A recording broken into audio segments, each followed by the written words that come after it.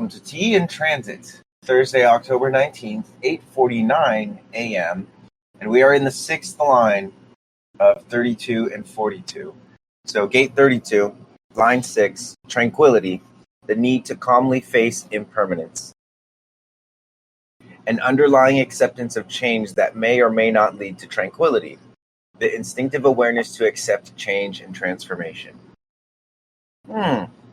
Impermanence as proof of meaninglessness, with its attendant manifestations, depression, delusion, and in the extreme, self-destruction.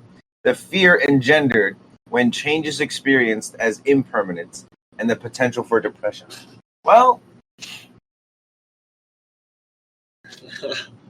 so I got notified, again, for anyone that didn't hear, I got notified that this hut has to be torn down by November 3rd, which just so happens to be my daughter Aurora's birthday. And there's a still a question mark in terms of whether or not they're going to build another hut for me to have as a workspace, or I'm going to have to build like a trailered studio hut thing, which is I've always wanted to do. I wanted to do that since I moved in here. But there's a lot of unknowns. And funny enough, my I think my 54 is probably in Jupiter. Where's my 54? Where did my 54 go? Neptune, is that the same symbol? Oh gosh. Here we go. Universe, I'd like a new hut, please. No, I didn't say Pizza Hut. You were so quick on these. I have this actually fixed in detriment, so I'm going to be depressed today, guys. That's what I was doing pretty good already. That's what I was looking for. Well, so that's the thing, right? Is like just because there's a potential, like just because the transits say that there's a potential for depression, doesn't necessarily mean that that's going to be the only thing that I'm allowed to experience. Because also the potential for depression is not depression. It's and I can see how it would very easily be able to spin me out. But I saw like a video of a guy in like Africa yesterday, and he's like DJing with a fucking keyboard and like a circular saw that he's using as a DJ deck. And I'm like, okay, so I know I can do what I need to do wherever I am, and also as a reflector, it's so important for me to have those spaces. So I'm preparing to call on aid to help get whatever needs to happen, and I'm kind of like hoping that it's the trailer studio, because that would just be awesome. As long as the landlord doesn't have a problem with me building like a tiny house here, then that's going to be green lighted, and I have some uncles and some people that I can reach out to help me finance it and get the monies in order.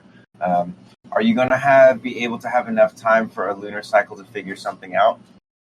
So I've actually been, and so this is that's a great question, Dragon, because I've been like writing this, when is the right time to build my trailer hut, my trailer studio, because I've wanted to do this for multiple lunar cycles. And there have been cycles where like a trailer will pop up and I'm like, oh, this is it. But it's like the necessity of it isn't there. And part of, my lunar cycle is being responsible enough in my own eyes to like, because it's not like this just came out of nowhere. This was like, they told me they were going to do this months ago, but they never got around to it.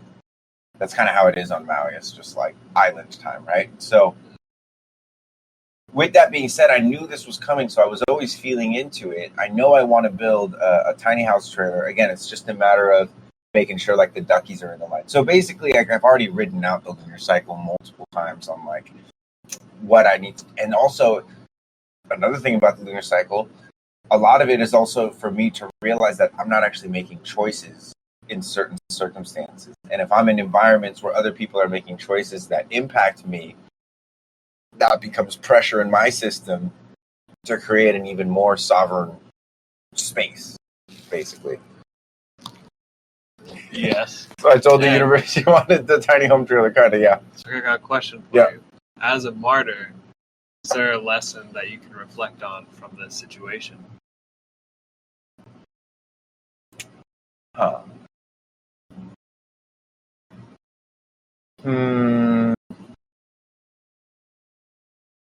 The lesson that immediately came up when you asked that was like this last couple weeks, I've been like much more tending to the yard and in the yard.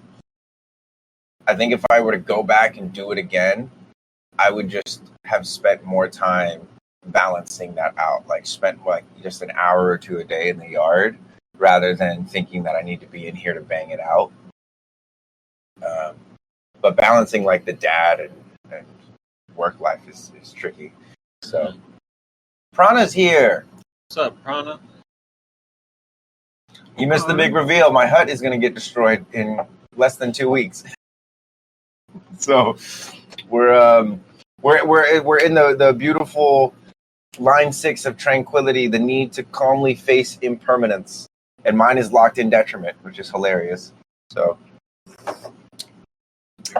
yeah. Before. All right. So let's read the I Ching now. Yeah. Yes. Yeah, I know. We're gonna be okay. That's one thing I want to say though. Is like I'm gonna be okay. We're gonna be okay because I have human design, so I'm gonna be okay, guys. I'm gonna be okay. I'm totally kidding. I have everything that I need. My baby's healthy, partner's happy, business is good. That's right. A lot of irons in the fire, so it's just a shift in the impermanence of our living situation and our physical manifestation situation. So, I Ching. 6 at the top means restlessness as an enduring condition brings misfortune. There are people who live in a state of perpetual hurry without ever attaining inner composure. Restlessness not only prevents all thoroughness, but actually becomes a danger if it is dominant in places of authority. So I read this earlier and it made me think about like my time at Walgreens specifically, and how the store manager at one of the stores I worked at had this feeling of restlessness. It was like work has to be done constantly, and never made time for meetings and for the team to really get together and celebrate anything. And that caused his restlessness caused people to be like, I'm out of here. So there was a cycle, and he could never build a solid team that knew what to do. So he's always having to try and tell people what to do. So he's aiding to his own frustration by being like relentlessly restless, and in a perpetual state of hurry. What is this? Oh, this is the next one. This is in 6 hours when we shift. Get ready for mutation. Yeah. I got that already.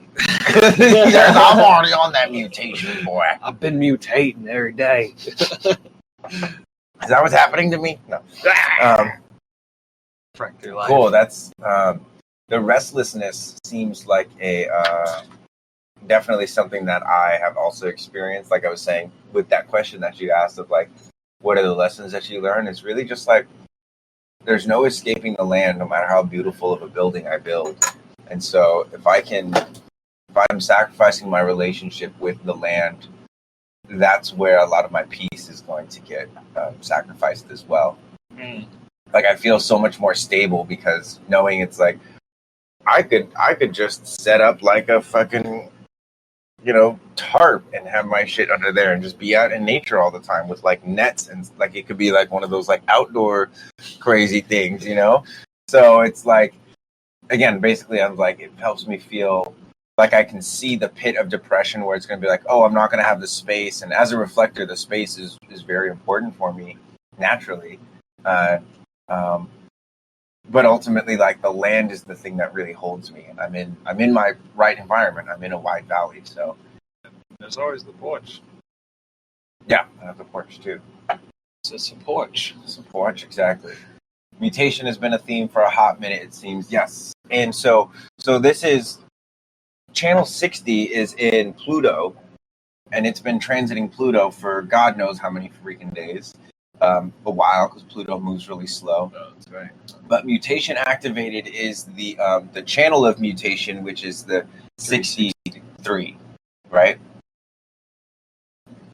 And that's when the Earth goes into gate 3, Pluto is already in gate 60, so mutation is activated. And again, that's for everybody. So this is a time when we're going to see like limitations and the mutation around, and because of those limitations, that comes by way of this channel here. Which, Prana, if you have any insight on how you do with the thing where you say like 4 words and you encapsulate and adapt or die. There's 3 words. Yep, that's pretty much it. Well said. Adapt or die. Well, and so one thing that I want to point out too is like, and I know I keep making it about me. I'm embracing my undefined throat. The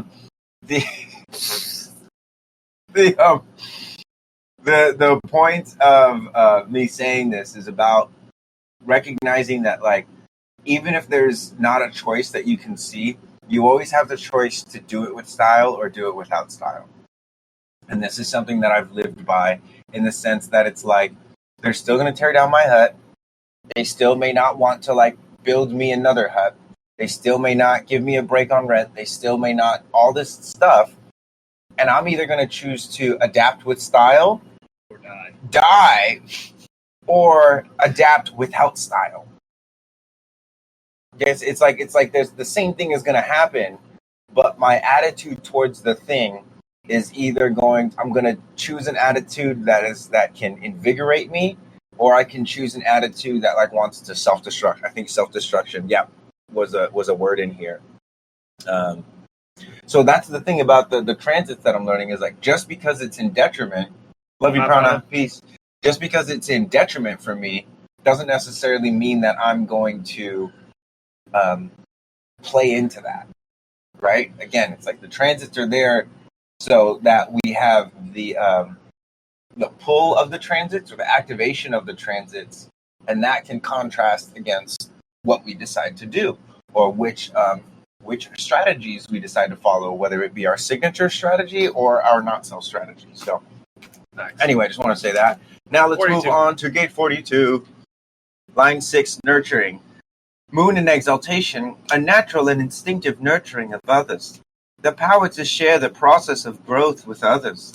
What is that? Saturn. Saturn in detriment, a restrictive and malefic materialism that is self-alienating and encourages aggression. The refusal to share the benefits of growth with others. Oh. So, you want to share your growth with me? How do you know the symbols? What symbols? Oh. I know this is Sun. And, Sun, that's Venus. Okay. Moon, Mars. But, like, how'd you just over and over look at them? Yeah, you just kind of look at them over and over again. Well, they usually appear in the same sequence. They appear in the sequence that they go in. So Sun, Earth, North Node, South Node, Moon, Mercury, Venus, Mars, Jupiter, Saturn, Uranus, Neptune, Pluto. Is that the order that they are the distance from the Sun? Yeah. Oh. Yeah, so that kind of makes it easy. Wow. The problem is not the problem. The problem is your attitude about the problem. Yes. Yeah, you choose how you react to things. Mm-hmm. I choose all the time. Yeah. That's emotional wave, baby. That's the emotional wave, baby. And the power to share the process of growth with others, as opposed to the refusal to share the benefits of growth with others. So this is like, they say things are better when they're shared. And I definitely agree with that. And part of it's not always like the, the spoils of war, but also like the lessons of war. Like Luke asked me, what was some of the lessons that you have learned with this? For me to be able to share that feels good, to encourage people to, spend more time with the land, basically, is the message that I've been getting. And since I've been doing that, I just feel a lot more grounded, and it makes sense. It's like I'm spending more time with the ground and lower to the ground because I'm digging and planting stuff, and that feels excellent. And outside in the sun. Man. Not that I don't enjoy being in here. Believe it or not, we're not this white. That's just a glare off. They're better. I'm still way whiter than Coco. I Ching. 9 at the top.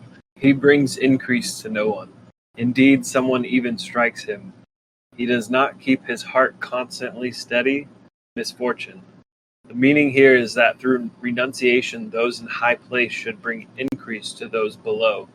By neglecting this duty and helping no one, they in turn lose the furthering influence of others and soon find themselves alone.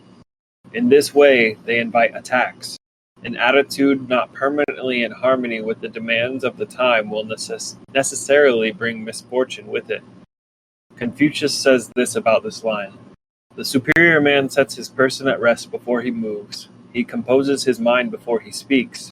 He makes his relations firm before he asks for something. By attending to those three matters, the superior man gains complete security. But if a man is brusque in his movements, others will not cooperate. If he is agitated in his words, they will awaken no echo in others.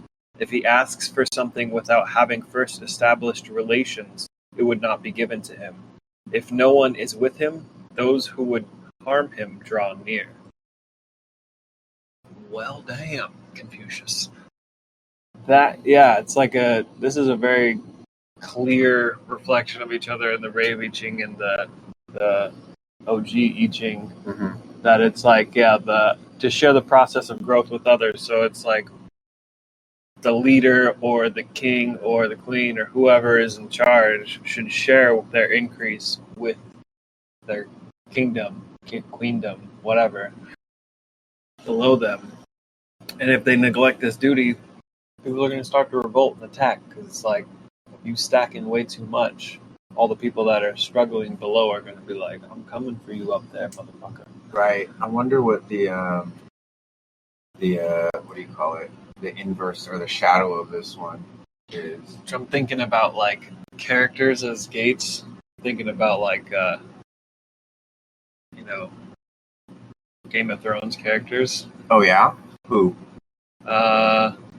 Any of the like kings, queens, or leaders that don't share their increase with others, or that do. Like Jon Snow would be a great character. He's always sharing his increase. True. Yeah. That's a good point. And then I don't remember her name, but the one that had sex with her brother. What's her name? Oh, Queen. Yeah. Exactly. Increase. Lannister. Cersei. Yeah. Cersei. So the gene keys of this That's is 43. Yeah, I know. Okay. Is expectation, detachment, and celebration. I see. Which I was curious about. As a part of this channel of maturation. Yeah. Expectation. Yeah, it's like is the shadow of it. Targaryens. Yeah, it's like expecting that whoever is at the top would share the growth. That's the shadow, because then they would attack. There's that. I think there's also like the expectation that everyone is able to do that. Yeah. That everyone is harvesting and feeling good and the lack of actual dynamic interaction with the collective or acknowledgement of your position within the collective. But just laughing, Sean. He said, "Hey, you said duty." We're basically 3 years old. Yep. Youthful folly is always alive. Youthful folly is always alive. I think I have that too. You definitely have youthful folly. There's no way.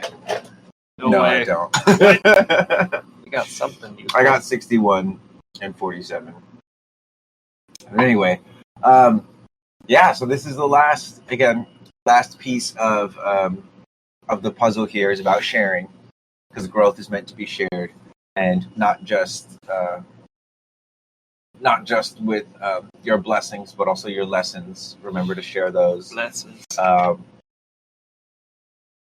And if the refusal to share comes from anywhere but within, like if your gut is like, don't share this, trust your gut over the transit trend. Don't just try to stick with the exaltation of things. Trust your strategy over the transit, is what I say. Indubitably. And have discernment of when to, adapt and make moves. And so, anyway, love you guys. Peace. Thank you to all the subscribers that are in here. Thank you to all the boosters. Bagel, Sean, Dragon. Love. Yep. You guys are cool. Much love to y'all. Congratulations, Quad Rank Queen, on your Yes, congrats on the pregnancy. bebitas. Amazing. Beautiful. Peace, love, and chicken grease. Yeah. We'll see you guys tomorrow for some more Bye. Teen Transits. Peace. Hi.